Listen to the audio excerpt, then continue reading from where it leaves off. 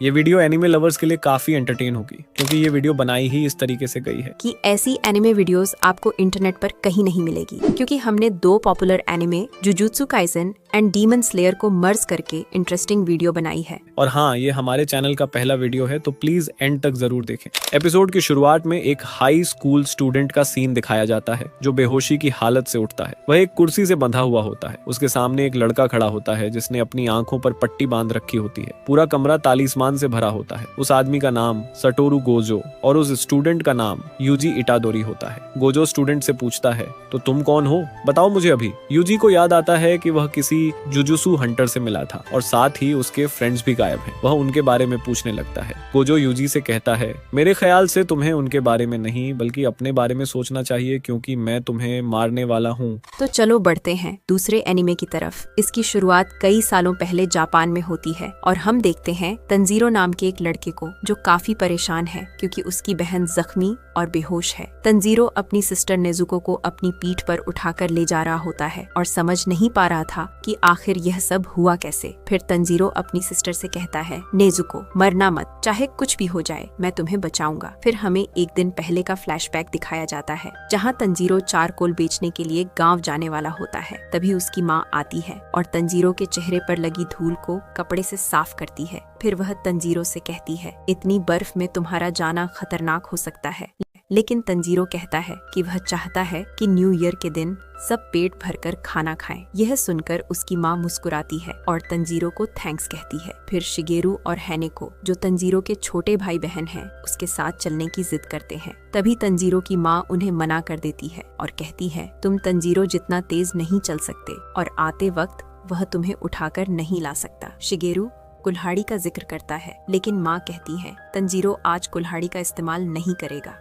इसके बाद हैनेको दोबारा तंजीरो के साथ चलने के लिए कहती है और कहती है कि वह उसकी मदद करेगी। यह सुनकर तंजीरो हंसते हुए कहता है, शुक्रिया, लेकिन आज तो मुझे अकेले जाना होगा। फिर तंजीरो शिगेरू से कहता है, जब मैं वापस आऊंगा तब तुम्हारे लिए गिफ्ट लेकर आऊंगा। यह सुनकर शिगेरू खुश हो जाता है। इसके बाद तंजीरो टैक्यो जो उसका एक और यंगर ब्रदर है से कहता है, जितनी लकड़ी हो सके काट लेना। टैक्यो कहता है, अगर हम साथ में लकड़ी काटते तो काम जल्दी हो जाता। यह सुनकर तंजीरो उसके सिर पर हाथ रखता है। फिर सभी लोग तंजीरो को खुशी खुशी अलविदा करते हैं। इसके बाद हमें पिछले दिन का सीन दिखाया जाता है। सुबह सुबह यूजी पास के सिटी हॉस्पिटल में कॉल करता है और अपने ग्रैंडफादर के बारे में पूछता है, लेकिन ग्रैंडफादर उसे यही कहते हैं कि उसे अपने क्लब में जाना चाहिए और उन पर टाइम बर्बाद नहीं करना चाहिए। फिर हमें उससे भी पहले दिन का सीन दिखाते हैं। इसमें एक स्टूडेंट होता है जो जुजुत्सु टैग से होता है। उसका नाम मेगुमी फुशिगुरो होता है। वह यूजी हाई स्कूल में आता है और वहाँ एक खास चीज ढूंढ रहा होता है। उसे पता होता है कि हाई स्कूल शापित आत्मा से बचने के लिए ये लोग चुपके से कहीं ताकतवर श्रापित चीज रखते हैं, क्योंकि यह आत्मा को अट्रैक्ट करती है। मेगुमी उसे चीज को हर जगह ढूंढता है पर उसे वह कहीं नहीं मिलते। फिर वह भोजन को फोन लगाकर कहता है कि वह यहाँ पर नहीं है, लेकिन गोजो से बोलता है, अगर वह चीज नहीं मिलती तो तुम वापस मत आना। दूसरी ओर हमें यूजी के क्लब का सीन दिखाया जाता है जहाँ पर एगुची और सासकी एक जगह बैठे होते हैं। तभी स्टूडेंट काउंसिल प्रेसिडेंट आता है और कहता है, अब तुम्हारा ये ऑफर क्लब बंद कर दिया जाएगा क्योंकि तुम लोग कोई काम नहीं करते हो। स्टूडेंट जवाब देते हैं, ऐसा नहीं है, हम रिसर्च कर रहे हैं। आपने कभी सोचा है कि हमारे स्कूल के रग्बी खिलाड़ी इतने स्ट्रॉन्ग क्यों होते हैं, लेकिन फिर अचानक बीमार क्यों पड़ जाते हैं? इसके पीछे भूतों का साया है। रास्ते में तंजीरो नेजुको से मिलता है जो उसकी छोटी बहन है। नेजुको तंजीरो से कहती है, मैंने रोगुटा को सुला दिया है, अगर वह जागा होता तो तुम्हारे जाने से बहुत रोता। फिर नेजुको आगे कहती है, डैड के गुजर जाने के बाद वह उन्हें बहुत मिस करता है। थोड़ी देर बात करने के बाद नेजुको तंजीरो को बाएं बोलती है। फिर तंजीरो चलता हुआ सोचता है, हमारी जिंदगी आसान नहीं है लेकिन हम खुश हैं। जिंदगी मौसम की तरह अचानक से बदल भी सकती है। यह बदलती है और आगे बढ़ती है। ऐसा नहीं है कि हमेशा धूप रहेगी और ऐसा भी नहीं है कि हमेशा बर्फ रहेगी। जब भी खुशियाँ तबाह होती हैं, वहाँ हमेशा खून की गंध जरूर होती है। इसके बाद तंजीरो गाँव में पहुँचता है तो एक आंटी उसे देखते ही कहती है, मुझे नहीं लगा था कि तुम इतनी ठंड में यहाँ आओगे। फिर तंजीरो उनसे पूछता है, क्या आपके पास चारकोल है? इसके बाद हम देखते हैं कि एक आदमी दुकान से बाहर आता है और तंजीरो से कहता है, मेरी मदद करो, मुझ पर यह प्लेट तोड़ने का झूठा आरोप लगाया गया है, इसे सूंघ कर बताओ। तंजीरो सूंघता है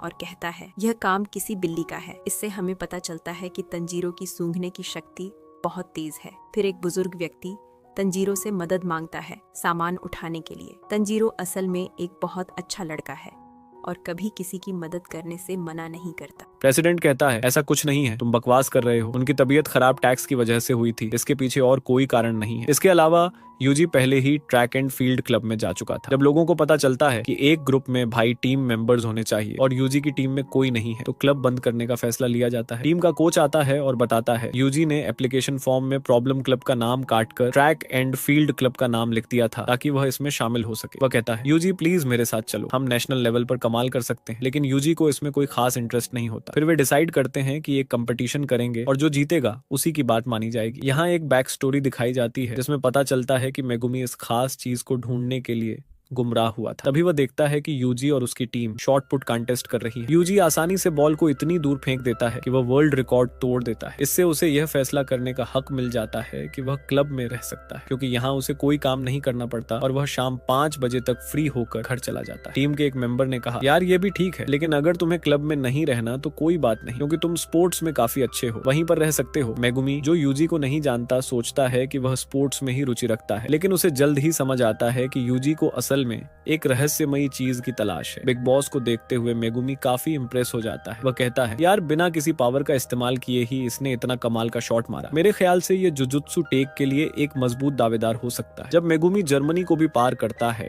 तो उसे एहसास होता है कि सूजी के पास ही वह खास चीज है, लेकिन इससे पहले कि मेगुमी उसे रोक सके वह वहाँ से भाग जाती है। देखते ही देखते रात हो जाती है और तंजीरो घर के लिए वापस जा रहा था। वह काफी लेट हो गया था, लेकिन इस बात से खुश था कि उसने सारा चारकोल बेच दिया। थोड़ी दूर जाने के बाद रास्ते में एक ओल्ड मैन तंजीरो को रोक लेते हैं और कहते हैं, मेरे घर में रुक जाओ, लेकिन तंजीरो मना कर देता है। यह सुनकर ओल्ड मैन गुस्से में कहते हैं, बहस मत करो, रात के समय डेमन हमला कर सकते हैं। चूंकि तंजीरो पहाड़ों में रहता था और रास्ता लंबा और अंधेरा था, इसलिए वह मान जाता है। खाने के बाद तंजीरो ओल्ड मैन से पूछता है, डेमन कैसे होते हैं? यह सुनकर ओल्ड मैन कहते हैं, डेमन अंधेरे में जमीन खोदकर हमला करते हैं, इसलिए तुम्हें रात को बाहर नहीं घूमना चाहिए। आज यहीं सो जाओ और सुबह चले जाना। फिर तंजीरो पूछता है, क्या डेमन आपके घर में भी आ सकते हैं? तो ओल्ड मैन कहते हैं, हाँ। तंजीरो फिर पूछता है, तो फिर वे सबको खत्म क्यों नहीं कर देते? यह सुनकर ओल्ड मैन कहते हैं, डेमन स्लेयर्स उन मॉन्स्टर्स से हमारी रक्षा करते हैं। जल्दी से यूजी हॉस्पिटल में अपने ग्रैंडफादर से मिलने जाता है। वहाँ पर ग्रैंडफादर कहते हैं, तुम अपनी पढ़ाई और करियर पर ध्यान दो, तुम्हें मेरे पास आकर अपना समय बर्बाद करने की जरूरत नहीं है, समझे? फिर वह यूजी को उसके पैरों के बारे में कुछ बताने लगते हैं, लेकिन यूजी को इसमें कोई खास दिलचस्पी नहीं होती। जब वे बात कर रहे होते हैं तो ग्रैंडफादर कहते हैं, मैं तुम्हें एक बहुत जरूरी बात बताना चाहता हूँ। मैं चाहे कितना भी ताकतवर रहूं, लेकिन तुम्हें अपनी ताकत का इस्तेमाल लोगों की मदद करने के लिए करना चाहिए। अब मुझे देखो, मैं अकेले मरने वाला हूँ, तुम्हारे साथ ऐसा नहीं होना चाहिए। मैं चाहता हूँ कि जब तुम जियो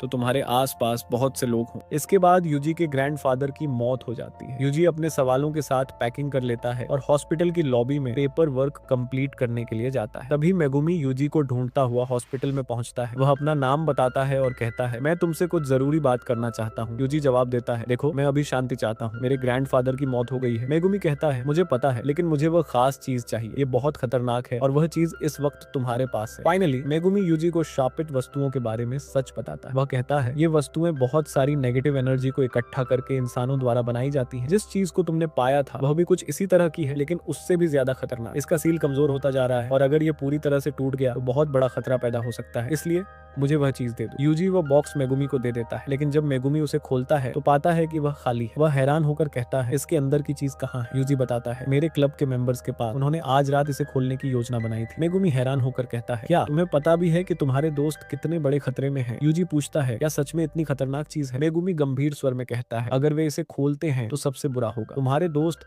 मारे भी जा सकते हैं। जब ओल्ड मैन सो जाते हैं तो तंजीरो सोचता है, जब से इस ओल्ड मैन ने अपनी फैमिली को खोया है तब से वह काफी अकेले हो गए हैं। फिर तंजीरो को याद आता है कि उसकी दादी भी डेमन की कहानियां सुनाया करती थी, लेकिन उसे इन बातों पर ज्यादा यकीन नहीं था। अगली सुबह ओल्ड मैन को अलविदा कहने के बाद तंजीरो अपने घर के लिए निकल पड़ता है। चलते चलते वह अचानक रुक जाता है और हैरान हो जाता है क्योंकि उसे खून की ब्लड स्मेल आ रही। फिर तंजीरो घबराकर अपने घर की तरफ भागता है और देखता है कि घर के बाहर नेजुको और रोगोटा जख्मी होकर गिरे। ये देखकर तंजीरो की आंखों से आंसू निकल आते। वह नेजुको के पास जाता और उससे पूछता ये क्या हुआ, लेकिन नेजुको कुछ नहीं। इसके बाद तंजीरो घर के अंदर का मंजर देख उसके पसीने छूट जाते क्योंकि सामने उसकी माँ और बाकी भाइयों बहनों की लाशें पड़ी। सिर्फ नेजुको की बॉडी गर्म, जिससे तंजीरो को पता चलता है वह अभी जिंदा। फिर तंजीरो बिना कोई देरी किए नेजुको को अपनी पीठ पर उठाकर भाग जाता ताकि कोई डॉक्टर उसका इलाज कर सके। लेकिन आधे रास्ते में ही तंजीरो थकने लगता है और शहर का रास्ता सिर्फ आधा ही तय हुआ। थोड़ी दूर जाने के बाद नेजुको को होश आ जाता और वह तंजीरो को धक्का दे देती है, जिससे वे दोनों अचानक नीचे गिर जाते। तंजीरो कहता है बर्फ की वजह से मैं बच गया। फिर वह उठता है और नेजुको होने लगता है। वह देखता है कि नेजुको एक पेड़ के पास खड़ी है। तंजीरो पूछता है क्या तुम ठीक हो, लेकिन नेजुको कोई जवाब नहीं देती और अचानक उस पर हमला कर देती है। तंजीरो खुद को बचाता है, लेकिन उसे समझ नहीं आ रहा कि नेजुको ऐसा बर्ताव क्यों कर रही है। फिर वह देखता नेजुको का चेहरा एक डेमन की तरह हो गया है। धीरे धीरे उसकी ताकत बढ़ने लगती है और उसका शरीर भी बड़ा होने लगता है। अब तंजीरो को खुद पर गिल्ट महसूस होता है। वह सोचता है कि अगर वह ओल्ड मैन के घर नहीं सोया होता तो शायद अपनी फैमिली को बचा, लेकिन अब वह सोचता भले ही मैं बाकी लोगों को नहीं बचा पा, लेकिन कम से कम नेजुको को जरूर बचा। तंजीरो को यकीन था नेजुको ने उसकी फैमिली को नहीं मारा, क्योंकि घर के पास किसी अजनबी की खून की गंध है जो कि किसी अदर डीमन की हो सकती। तभी हम देखते हैं नेजुको की आंखों में आंसू आ जाते, यानी कि उसमें अभी भी ह्यूमन इमोशंस बची थी। अचानक कोई नेजुको पर हमला कर देता है, लेकिन वह खुद को